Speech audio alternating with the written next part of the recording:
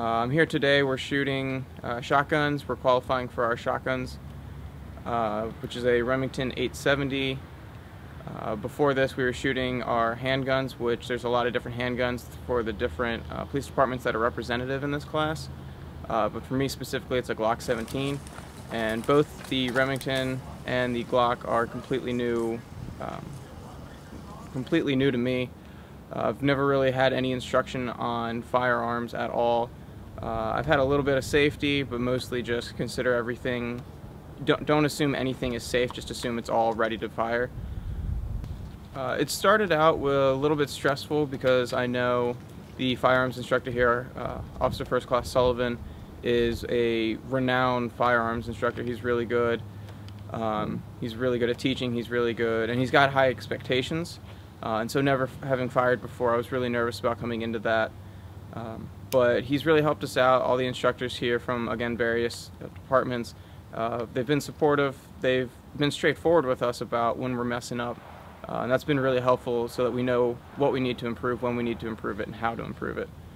The stress level for now has gone down a little bit. The initial stress of worrying about, am I going to meet expectations, and now I'm just focused on making sure I become a better shot, so that hopefully when I'm out in the field, and if unfortunately it gets to the situation where I have to use a firearm, I don't want to miss. I want to be able to hit my target.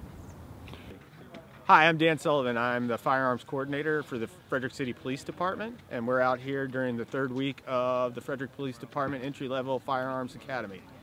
This week our shooters are focusing on ending shotgun, shooting and moving with a shotgun, shotgun qualifications, abnormal shooting positions with the shotgun, and then we're moving into the more dynamic shooting portion of the course, where shooters will start to shoot and move.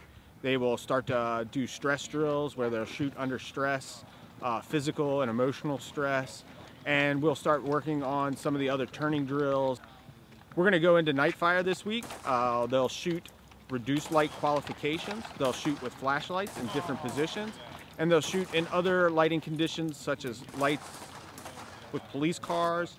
They'll shoot in lights from spotlights and overhead lighting conditions, and they'll also qualify for reduced light qualifications.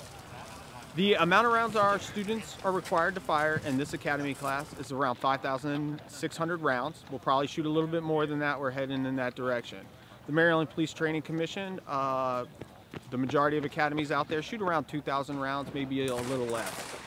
We shoot about 1,000 rounds of shotguns to get them qualified for the course. We ended shotgun qualifications earlier this week, and we're now moving on to reduced light qualifications and the more dynamic combat shooting that we kind of need our officers to do on the street under an extreme amount of stress, while being able to recite case law and everything else that they need to make a proper decision. So the importance of drilling case law into our students at any point in time during the training is because when they make a shot on the street or have to make a shot on the street, case law dictates that. If they haven't taken into consideration all the case laws, the laws governing that embody everything that we do, then it's not going to be a good shoot, and that's unacceptable. The reason we do PT afterwards is there's consequences for making a wrong decision. And that PT is one of the ways we elevate their stress levels and drive home the importance of understanding that case law while they're shooting.